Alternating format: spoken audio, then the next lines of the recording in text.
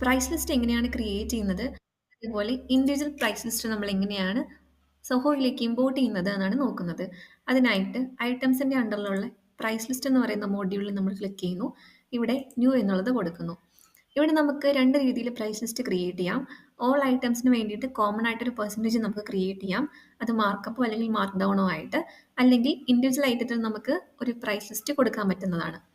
അപ്പോൾ അതിനായിട്ട് ഇപ്പം ഞാനിവിടെ ഹോൾസെയിൽ കസ്റ്റമേഴ്സിന് ഒരു പ്രൈസ് ലിസ്റ്റ് ഇവിടെ ക്രിയേറ്റ് ചെയ്യുകയാണ്. അപ്പോൾ ഹോൾസെയിൽ കസ്റ്റമർ എന്നുള്ളത് അതിന് നെയിമായിട്ട് കൊടുക്കുന്നു. ഇത് സെയിൽ ട്രാൻസാക്ഷൻ ടൈപ്പ് എന്ന് പറയുന്ന സെയിലിലേക്കാണ് ഞാൻ അപ്ലൈ ചെയ്യുന്നത്. അപ്പോൾ സെയിൽസ് എന്നുള്ളത് കൊടുക്കുന്നു. അതിനുശേഷം യൂണിറ്റ് പ്രൈസിംഗും ഉണ്ട്, വോളിയം പ്രൈസിംഗും ഉണ്ട്.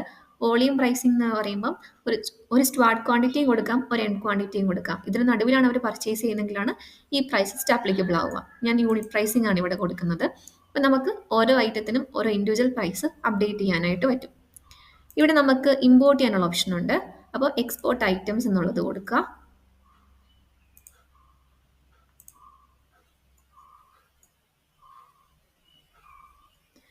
അപ്പോൾ നമ്മളിവിടെ പ്രൈസ് ലിസ്റ്റിൻ്റെ ആ ഒരു ഷീറ്റ് നമുക്ക് എക്സ്പോർട്ടായി വന്നിട്ടുണ്ട്.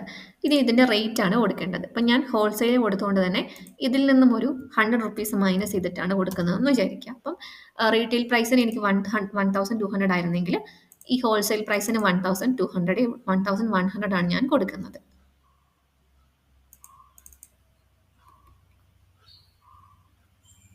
ഇതേപോലെ തന്നെ നമുക്ക് ബാക്കിയുള്ളതിൻ്റെയും ചെറുതായിട്ടൊരു പ്രൈസ് കുറച്ചിട്ട് അപ്ഡേറ്റ് ചെയ്യാം. ഇപ്പോൾ ഇവിടെ എല്ലാ ഐറ്റത്തിൻ്റെയും ഹോൾസെയിൽ പ്രൈസ് ലിസ്റ്റ് ഞാൻ ക്രിയേറ്റ് ചെയ്തിട്ടുണ്ട്.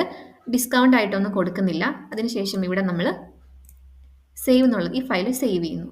പിന്നെ നമ്മൾ ഇതേപോലെ തന്നെ പ്രൈസ് ലിസ്റ്റിൻ്റെ വിൻഡോയിലേക്ക് വന്നിട്ട് ഇമ്പോർട്ട് ഐറ്റംസ് എന്നുള്ളത് കൊടുത്തിട്ട് നമ്മൾ ആ ക്രിയേറ്റ് ചെയ്ത് വെച്ചേക്കുന്ന ഷീറ്റ് ഇവിടേക്ക് അപ്ലോഡ് ചെയ്യാം. ദെൻ സേവ് കൊടുക്കുക. അപ്പോൾ അവിടെ ഇവിടെ നമുക്ക് ഹോൾസെയിൽ കസ്റ്റമറിന് വേണ്ടിയിട്ടുള്ള ഒരു പ്രൈസ് ലിസ്റ്റും കൂടെ ക്രിയേറ്റ് ആയി വന്നിട്ടുണ്ട്.